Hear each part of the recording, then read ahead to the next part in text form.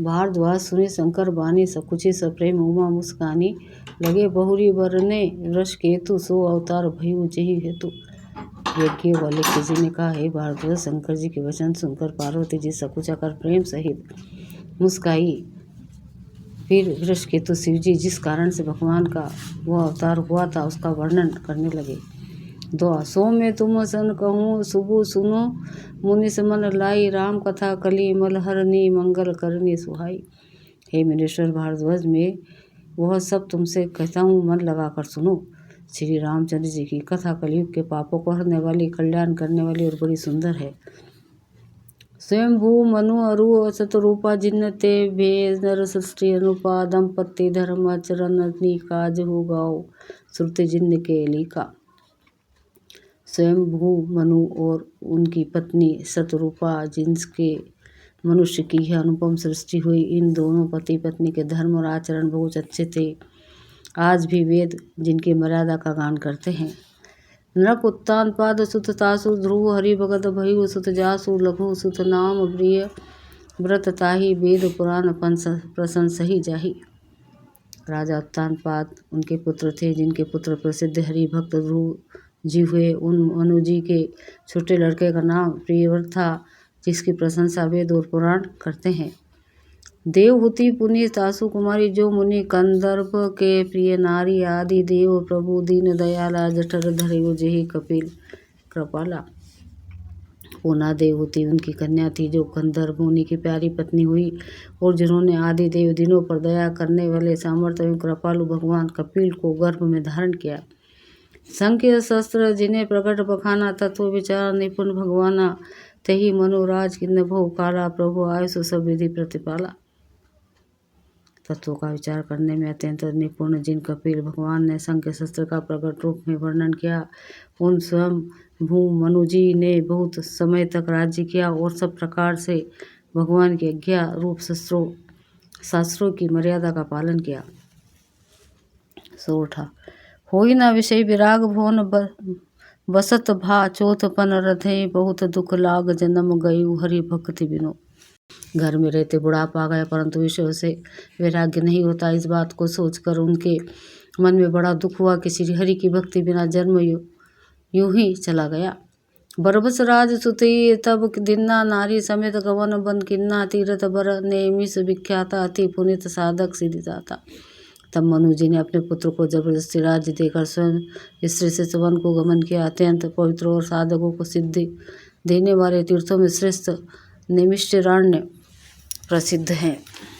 बसी तहाँ मुनि सिद्ध समाजा, तहाँ ही हर्षि चले मनु राजा, पंथ जात सोही बंति धारा, ज्ञान भक्ति जनु धरे शरीरा। वहाँ मुनि और सिद्धों के समूह बसते हैं। राजा मनु हृदय में हर्षित होकर वहीं चले। वे धीर बुद्धि वाले राजा रानी मार्ग में जाते हुए इससे सुशोभित हो रहे थे, मानो ज्ञान और भक्ति ही शरीर धारण किए जा रहा है। पहुँचे जाई धेनुमति तीरा, हर्षि नहाने निर्मल नीरा, आए मिलन सिद्धि मुनि ज्ञानी, धर्म धुरंधर नृप ऋषि जाने। चलते चलते गोमती के किनारे जहाँ पहुँचे, हर्षित होकर उन्होंने निर्मल जल में स्नान किया। उनको धर्म धुरंधर आदर्शी जानकर सिद्ध और ज्ञानी मुनि उनसे मिलने आए। जहाँ जहाँ तीर्थ रहे सुधाए मुनि, सकल सदर करवाए, कृष्ण शरीर मुनि पट परिधाना, सत समाज नित सुनहि पुराना। जहाँ जहाँ सुंदर तीर्थ थे, मुनियों ने आदरपूर्वक सभी तीर्थ उनको करा दिए। उनका शरीर दुर्बल हो गया था। वे मुनियों कैसे वलकल धारण करते थे और संतों के समाज में नित्य पुराण सुनते थे। द्वादश अक्षर मंत्र पुनि जप ही, सहित अनुराग, वासुदेव पद पंकरहु, दंपत्ति मन अति दाग। और द्वादश अक्षर मंत्र ओम नमो भगवते वासुदेवाय का प्रेम सहित जप करते थे। भगवान वासुदेव के चरणों में उन राजा रानी का मन बहुत ही लग गया। करही आहार सक फल कंदा, सुमि रही ब्रह्म सच्चिदानंदा, पुनि हरि केतु करन तप लागे, बारी आधार मूल फल त्यागे। वे साग फल और कंद का आहार करते थे और सच्चिदानंद ब्रह्म का स्मरण करते थे। फिर वे श्री हरि के लिए तप करने लगे और मूल फल को त्याग कर केवल जल के आधार पर रहने लगे। उर अभिलाषा निरंतर हुई, देखिए नयन परम प्रभु सोई, अगुण अखंड अनंत अनादि जेहि चित्त ही परमार्थवादी। हृदय में निरंतर यही अभिलाषा हुआ करती थी कि हम कैसे उन परम प्रभु को आंखों से देखें जो निर्गुण, अखंड, अनंत और अनादि हैं, और परमार्थवादी ब्रह्म ज्ञानी तत्ववेत्ता लोग जिनका चिंतन किया करते हैं।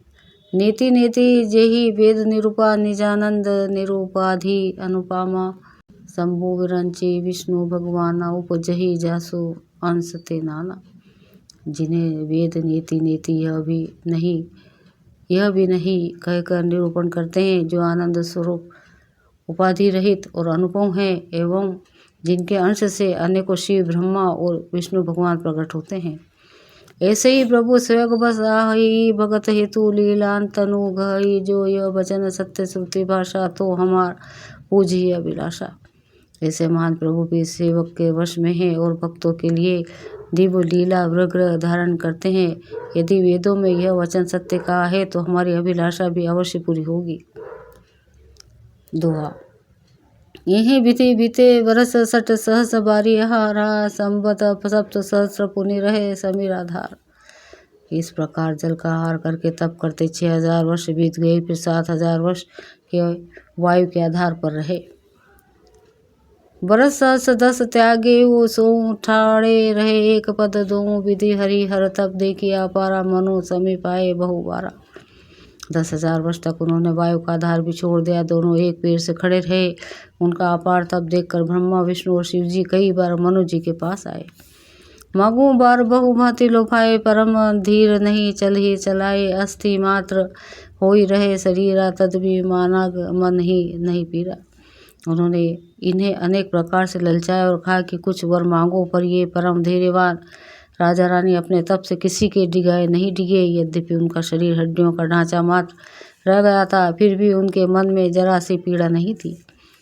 प्रभु सर्वज्ञ दास निज जाने, गति अन्नय तापस नृपरानी, मांगू मांगू बरु भे नभ बानी, परम गंभीर कृपामृत सानी। सर्वज्ञ प्रभु ने अनन्य गति आश्रय वाले तपस्वी राजा रानी को निज दास जाना, तब परम गंभीर और कृपा रूपी अनमृत से सनी हुई यह आकाशवाणी हुई कि वर मांगो।